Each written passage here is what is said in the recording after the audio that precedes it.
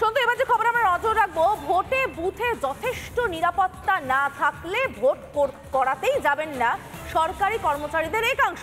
তারা পরিষ্কার জানিয়ে দিচ্ছেন। সৈকত রয়েছে ঠিক তাদের সঙ্গেই, চলো সৈকতের ঘায়ে চলে যাওয়া যাক। সৈকত, এতটা নিরাপত্তার আশঙ্কা তারা করছেন কেন? কি বলছেন তারা? তাদের ডিমান্ডটাই বা কি?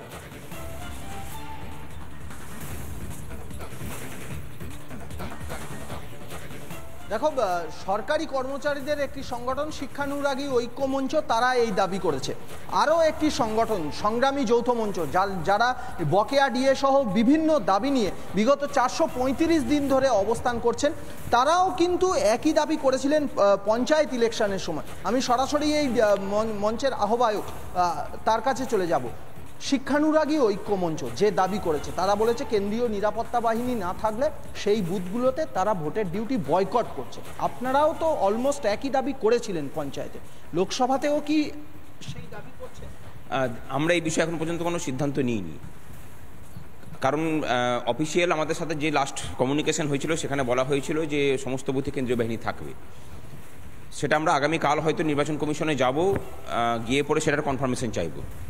যদি দেখা যায় যে কেন্দ্রীয় বাহিনী থাকছে না, তাহলে আমরা অফিসিয়ালি ঘোষণা করব যে যেসব বুথে কেন্দ্রীয় বাহিনী মানে ট্যাগিং হবে না, সেন্ট্রাল ফোর্স, সেসব বুথের ভোটকর্মীরা তারা ভোট ডিউটি থেকে বিরত থাকবেন। আমরা এটা কারণও বলছি যে ইলেকশন ডিউটি যেমন আমার একটা রাইটের মধ্যে পড়ে, আমি সরকারি কর্মচারী, আমাকে সেটা করতে হয়, কিন্তু আমার রাইট টু লিভের অধিকারটাও তার থেকে বড় অধিকার। সেই জায়গাটা অ্যাসিওর করার দায়িত্ব কিন্তু নির্বাচন কমিশনের। পশ্চিমবঙ্গের যা পরিস্থিতি, যেখানে নির্বাচন কমিশনের যারা আধা সামরিক বাহিনী তারাই 4 জনের নিচে ডিপ্লয় হতে মানে আপত্তি থাকে, সেখানে আমাদের ভোটকর্মীদেরকে নিরস্ত্র অবস্থায় ওনারা পাঠাচ্ছেন কিভাবে? এবং তার থেকেও বড় হচ্ছে যে বুথের 200 মিটারের পেরিফেরির মধ্যে সমস্ত আইন শৃঙ্খলার দায়িত্ব থাকে প্রিজাইডিং অফিসারের।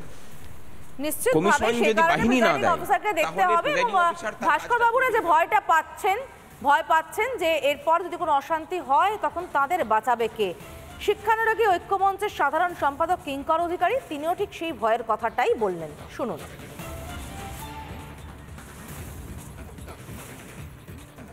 প্রতিটি বুথে কেন্দ্রীয় বাহিনী থাকছে না। আমরা প্রথম থেকে দাবি করেছিলাম ভোটকর্মীদের নিরাপত্তা এবং ভোটারদের নিরাপত্তার জন্য প্রতিটি বুথে সেন্ট্রাল বাহিনী নিশ্চিত করতে হবে, কিন্তু তা বাস্তবায়িত হচ্ছে না। তাই আমরা আগামী 14ই এপ্রিল কলকাতার সিইও দপ্তরের সামনে বিক্ষোভ কর্মসূচি গ্রহণ করেছি।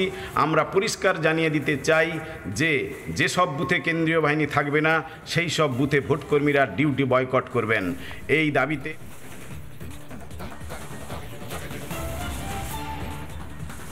এই মুহূর্তের সবথেকে বড় হিন্ট দিয়ে দিতে চাই, কেন্দ্রীয় বাহিনী নিরাপত্তা না থাকলে যে বুথে কেন্দ্রীয় বাহিনী থাকবে না সেই বুথে ভোটের ডিউটি থেকে রীতিমতো ভোটের ডিউটি বয়কট করতে চলেছেন শিক্ষানুরাগী ঐক্যমঞ্চ, সরকারি কর্মীদের একটি সংগঠন। অন্যদিকে অলমোস্ট একই দাবি করতে চলেছেন বা একই দাবি করছেন সংগ্রামী যৌথ মঞ্চ। আগামী দিনে তারাও এই বিষয়ে তাদের সিদ্ধান্ত জানাবেন বলে জানাচ্ছেন সংগ্রামী যৌথ মঞ্চের ভাস্কর ঘোষ।